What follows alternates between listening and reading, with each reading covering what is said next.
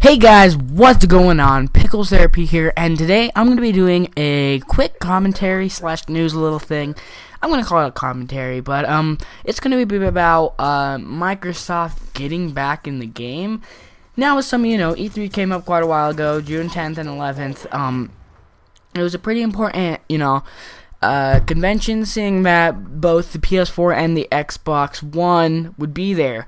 A lot of people saw both sides of the console, the exclusives that they had, and it didn't really come down to the wire because, PS4 obviously was one step ahead, and, you could notice that it's not just, just the exclusives, also the aspects and the parts that Sony did do that, I guess Xbox One would have restricted or almost forced.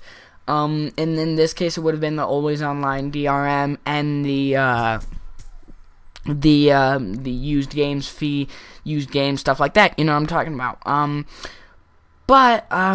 One thing that people really didn't like was the always online DRM, and this isn't the first time people haven't disliked the always online DRM. As some of you may have known or may have played, there was a game that came out recently, SimCity 5, SimCity 2013, whatever you want to call it. That came out and had always online DRM, and it probably had one of the worst releases. It had one of the nastiest releases. It was really naughty. There was a lot of bugs. There was just a lot of crap wrong with the EA release and the Maxis release, whatever you want to call it. It was clearly obvious that people weren't a big fan of the always online DRM in that game, and it clearly followed through to the Xbox One, people not being a big fan of it, and Xbox sort of acknowledged that. They saw it and they're like, wow, I don't think we did this right. Another thing was the used game fees. PS4 straight up said, nope, trading a game with a PS4 is just as easy as giving your friend the disc. And that's the truth. All you have to do with a PS4 is just give your friend the disc, and you can't do that on Xbox One, or at least you wouldn't be able to, without paying a fee or something. Xbox changed that and backpedaled to more like the Xbox 360 look.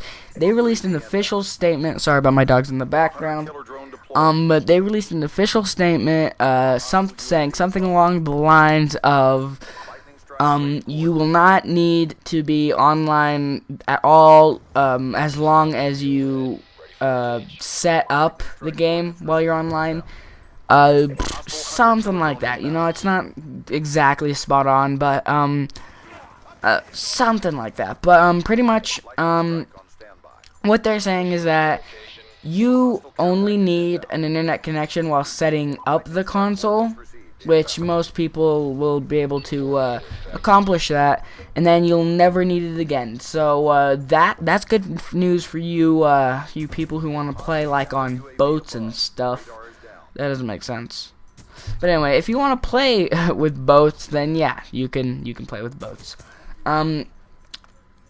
And the used game things, they also took that back, and they're like, it's going to be just like the Xbox 360. All you need to do is trade the game. So you can obviously tell Microsoft acknowledged the problems with the always online DRM and the used games, and they really, they changed it, and I think that's important. They were treating their people more as consumers, more than like actual gamers and users. And a lot of people have said that. Big YouTubers, many people have said that. So, obviously it's sort of a big deal, and it really made people know that, wow, I do not want to get an Xbox One or whatever. I'm probably going to end up going with a PS4 since Xbox One really crapped up, and Microsoft went back a step instead of forward one. So then again, that also creates another problem with me, because now it's actually going to be harder. It's not just going to be like my video from earlier where it's going to be, wow, PS4, it's pretty simple. I mean, I'm probably going to end up getting the PS4. It's not like that anymore. I mean, it's going to be more like a, wow, it's going down to the exclusives again. Which games do they have? What's the price of the online? What's all this? What's that? You know, it's gonna be pretty even from now on. So, hopefully you guys enjoyed this commentary. Go ahead and like it up, and I'll see you guys later.